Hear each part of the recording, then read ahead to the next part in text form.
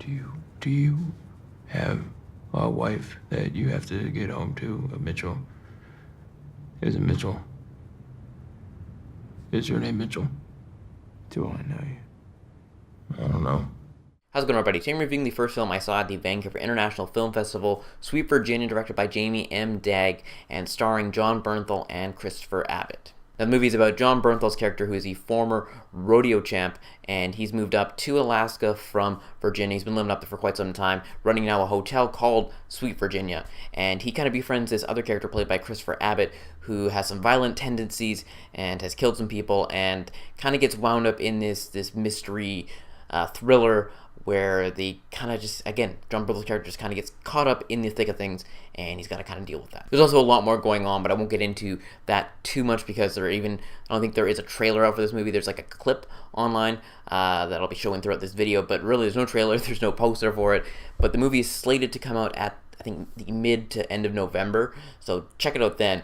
I really like this movie. It's a slow-moving kind of movie, but if you can get invested in it, I think you can really dig your teeth into it and really enjoy it. The performances across the board are great. Jon Bernthal, he shows up in everything. He's like in one of my favorite movies of the year, which is was it Wind River? He's in that. He's in Baby Driver. He just shows up here and there in these small roles, and I'm glad that he kind of has a starring role in this movie, and hopefully he can build off this. I mean, obviously he's in The Punisher. He's doing just fine, but I love seeing Jon Bernthal in the lead role, playing a slightly different character. He's less of the tough guy in this movie that you might expect him to be.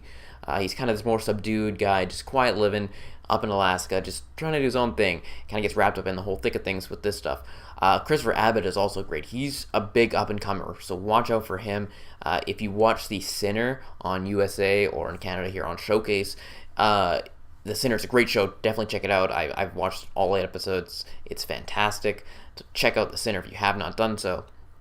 But he's great in that, and he's also great in It Comes at Night, which was out earlier this year. I didn't do a review on my channel because I kind of saw it late, but he's great in it. I didn't necessarily love It Comes at Night as much as other people did, but he's great in that. And again, another big standout in this movie, playing this weird type character. You know there's something wrong with him, and he brings such a weird creepiness aura to him that you really appreciate. I mean, you don't appreciate it if you're actually in this real life situation, but he brings it out on screen and really steals the show. Again, some people might find this slow, and it is slow at times. You do need to take your time with it. It reminds me of Wind River, but even slower, I think, than Wind River. There's not a whole lot going on, and the story, you're following like multiple characters, and you're not really sure where it's going. You're kind of just seeing the run-of-the-mill life until about midway through the movie when things start to kind of cross over finally.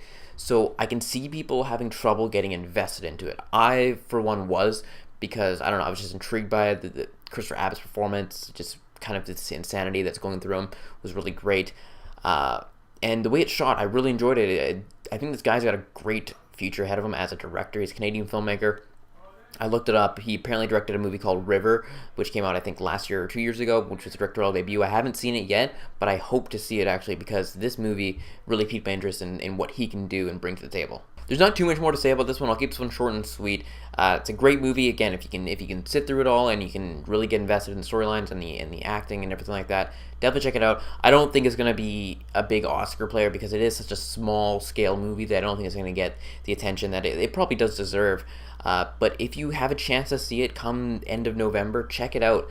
It's a worthwhile watch. Again, there's no real trailer out for it yet, so they haven't really started the promotion for it just yet, or like I said, even a poster.